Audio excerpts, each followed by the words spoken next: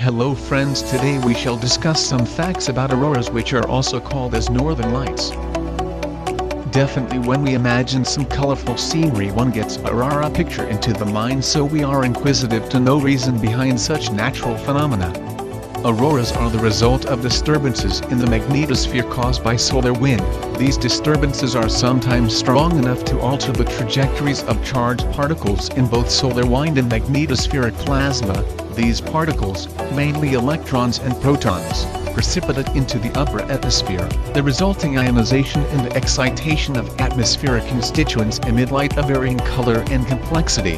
The form of the aurora, occurring within bands around both polar regions, is also dependent on the amount of acceleration imparted to the precipitating particles. Precipitating protons generally produce optical emissions as incident hydrogen atoms after gaining electrons from the atmosphere. Proton auroras are usually observed at lower latitudes.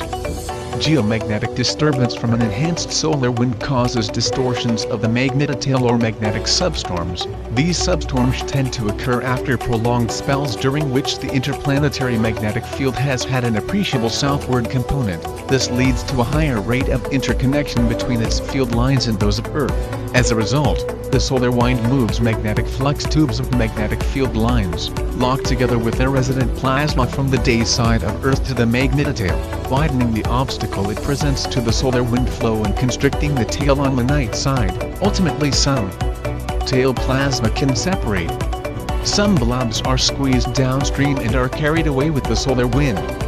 Others are squeezed toward Earth, where their motion feeds strong outbursts of auroras, mainly around midnight. This is an unloading process. A geomagnetic storm resulting from greater interaction adds many more particles to the plasma trapped around Earth, also producing enhancement of the ring current. Occasionally the resulting modification of the Earth's magnetic field can be so strong that it produces auroras visible at middle latitudes, on field lines much closer to the equator than those of the auroral zone. One important question is, what is the best place to watch auroras?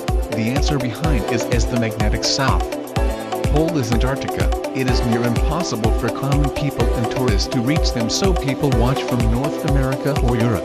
However, the strong solar storms, Aurora Australis, is visible in the extreme south of Australia. What is the best time to see an aurora? The northern lights are visible from November to March within latitudes 65 to 72 degrees. The weather most likely should be crisp, cold, clear and cloudless skies. If you learned something new today, then give us a like, and subscribe our channel for more updates.